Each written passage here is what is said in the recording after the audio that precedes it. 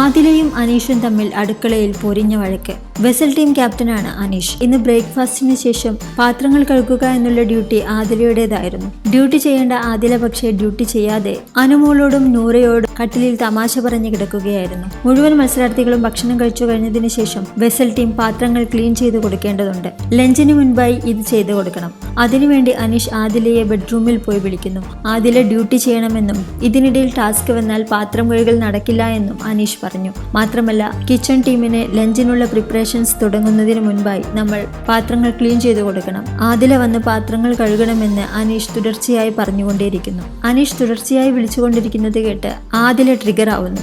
അനീഷ് പൊയ്ക്കോ, ഞാൻ കഴുകി വെച്ചോളാം. നിങ്ങൾ പറയുമ്പോൾ വന്ന് കഴുകാൻ നിങ്ങൾ എൻ്റെ അച്ഛനോ മൂത്താപ്പയോ ഒന്നുമല്ല.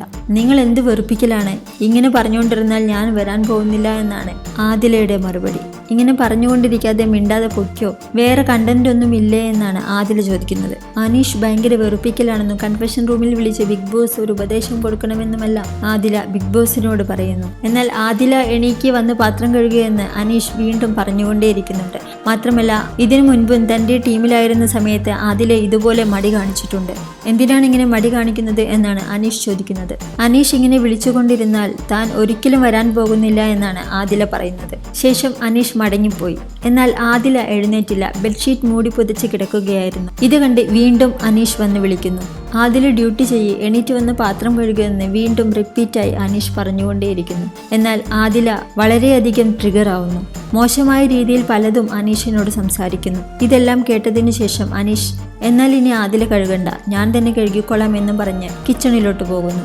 ഇത് കണ്ട് ആദില വീണ്ടും ട്രിഗർ ആവുന്നു. കട്ടിലിൽ നിന്ന് എഴുന്നേറ്റ് അനീഷിന്റെ ബെഡിൽ കിടക്കുന്ന ബെഡ്ഷീറ്റും പില്ലോ കവറുമെല്ലാം എടുത്ത് തറയിൽ വലിച്ചെറിയുന്നു. ഈ പ്രവൃത്തികൾ കണ്ട് നൂറ ഇങ്ങനെയൊന്നും ചെയ്യല്ലേ എന്ന് ആദിലയോട് പറഞ്ഞ് വിലക്കുന്നുണ്ടെങ്കിലും ആദില അതൊന്നും മൈൻഡ് ചെയ്യുന്നില്ല. കിച്ചണിൽ പാത്രം കഴുകിക്കൊണ്ടിരിക്കുന്ന അനീഷിന്റെ അടുത്ത് പോയി ദേഷ്യം തീർക്കുകയാണ് ആദില. അനീഷ് കഴുകിക്കൊണ്ടിരിക്കുന്ന പാത്രം തട്ടിപ്പറിച്ചു വാങ്ങി ആദില കഴുകുന്നു. മാത്രമല്ല ആ അഴുക്കുവെള്ളം അനീഷിന്റെ ദേഹത്തെ തെറിപ്പിച്ചുകൊണ്ടാണ് ആദില പാത്രം കഴുകിക്കൊണ്ടിരിക്കുന്നത്.